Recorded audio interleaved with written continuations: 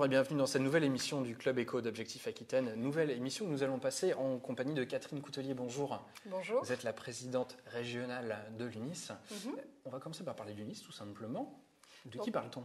UNIS est l'Union des syndicats des professionnels de l'immobilier. Nous regroupons effectivement sur la région Aquitaine 152 professionnels qui se consacrent au marché de l'administration de biens, mais également au marché commercial de la transaction et de la location. D'accord. Globalement, comment va la profession en ce moment ? La profession pourrait aller mieux. Je pense que la profession est inquiète au même titre également que nos propriétaires bailleurs. Étant donné effectivement le projet de loi Allure qui va impacter non seulement notre profession, mais également aussi complexifier les rapports entre locataires et propriétaires. D'accord. Projet, pardon, je vous interromps. Loi Allure, accès au logement et pour un urbanisme rénové. Absolument, absolument. On en est au projet de loi. Qu'est-ce qui coince finalement de votre point de vue ?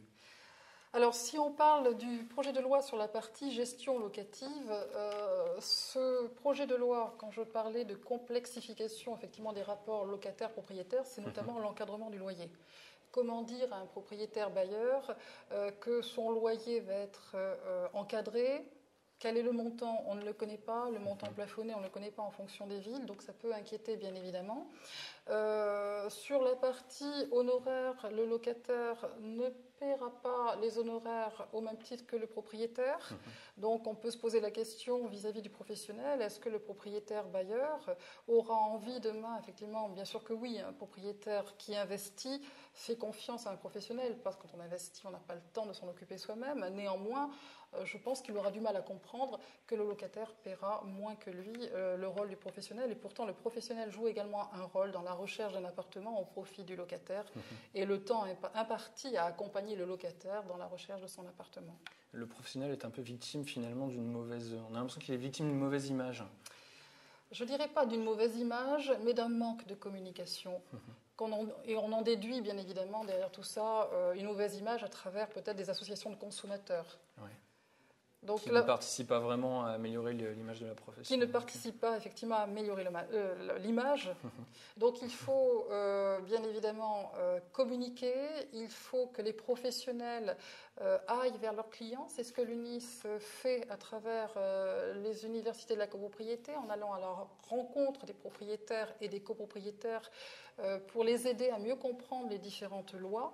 C'est ce que nous allons faire également par l'intermédiaire de la journée des locataires. On va rencontrer les locataires, qu'ils soient candidats locataires ou bien locataires actuels, pour les aider à mieux comprendre comment le professionnel accepte tel ou tel dossier et pourquoi certaines fois il ne l'accepte pas.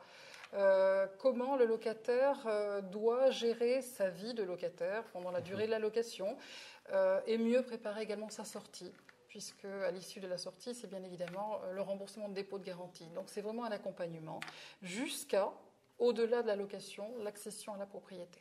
Je reviens à ce projet de loi Allure. Vous avez un peu le sentiment qu'il est mis sous tutelle finalement du métier ? C'est pas qu'un sentiment, c'est une évidence. C'est-à-dire que le gouvernement, le projet de loi Allure prévoit la gouvernance, effectivement, de la mise sous tutelle de cette profession par une gouvernance qui sera composée à 99% de personnes qui n'ont rien à faire avec notre profession. Est-ce qu'on pourrait imaginer la même gouvernance, la même situation pour des professions comme les banques ou comme les assurances ? Donc comment demain des personnes qui n'ont rien à faire avec notre métier, qui n'ont pas la pratique du métier, pourront-ils être objectifs dans la résolution d'un problème entre le professionnel et le client ? Vous appelez à légiférer finalement, à encadrer, mais pas sur ce volet-là, par exemple, de légiférer sur le volet honoraire. On peut légiférer sur le volet honoraire, on peut créer un ordre des professionnels, comme ça a été le cas effectivement pour les avocats, comme c'est le cas également pour les notaires. Demander après ou accepter une mise sous tutelle avec une gouvernance qui n'est pas faite de professionnels serait totalement illégitime à mon goût et n'irait pas dans le sens même des consommateurs. D'accord. Toujours concernant ce projet de loi, vous craignez des dégâts sur en termes d'emploi Il y aura automatiquement des dégâts, ne serait-ce que sur les dispositions qui sont prises par la suppression des honoraires location, puisqu'on le sait, la suppression d'une grande partie des honoraires location par locataire va impacter la profession dans le sens où nous sommes beaucoup de cabinets à employer des contrats à durée déterminée pendant 3 à 4 mois. On le sait, ça va de mai, juin, juillet, août. Donc, c'est des emplois qui sont recherchés par des jeunes, qui sont pas, c'est quand même pas négligeable quand on sait effectivement que plus de 26% des jeunes vivent au-dessous du seuil de la pauvreté pour ce qui concerne les 18-25 ans. Donc, la profession joue un rôle quand même dans l'apport de postes à pourvoir et de rémunération pour ces jeunes-là. Mais indépendamment de ces CDD qu'on ne pourra plus fournir ou proposer, c'est également pour les collaborateurs en place un risque évident, effectivement,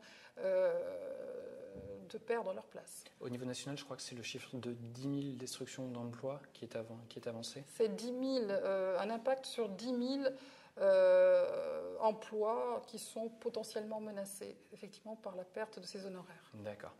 Pour conclure cette interview, on va aller sur un sujet un petit peu plus léger finalement. Un événement qui a lieu à Talence dans quelques jours, le 12 septembre pour être précis, qui est la première journée des locataires. Est-ce que vous pouvez nous en parler un petit peu? Pourquoi cette première édition et qui va-t-on y croiser? Alors, cette première journée des locataires, c'est effectivement une volonté des professionnels d'aller vers le consommateur. Le locataire en fait partie. Je vous ai parlé tout à l'heure effectivement de l'université de la copropriété.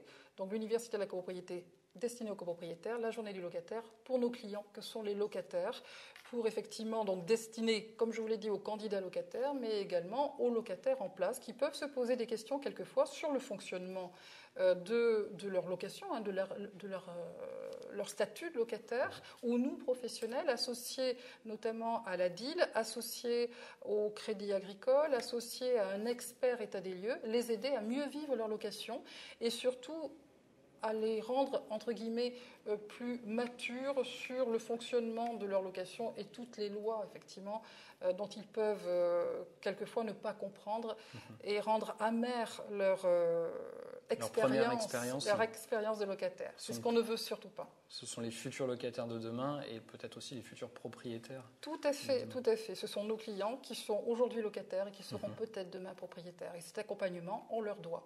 C'est pour ça qu'on voulait leur consacrer cette journée. Journée de location, donc le 12 septembre à Talence. Merci. Au Cinéma Gaumont. Au Cinéma Gaumont, précision apportée. Merci beaucoup, Catherine Coutelier. Merci beaucoup à vous. Merci d'avoir participé à cette émission. Merci à vous de nous avoir suivis. À demain pour une nouvelle émission du Club Éco.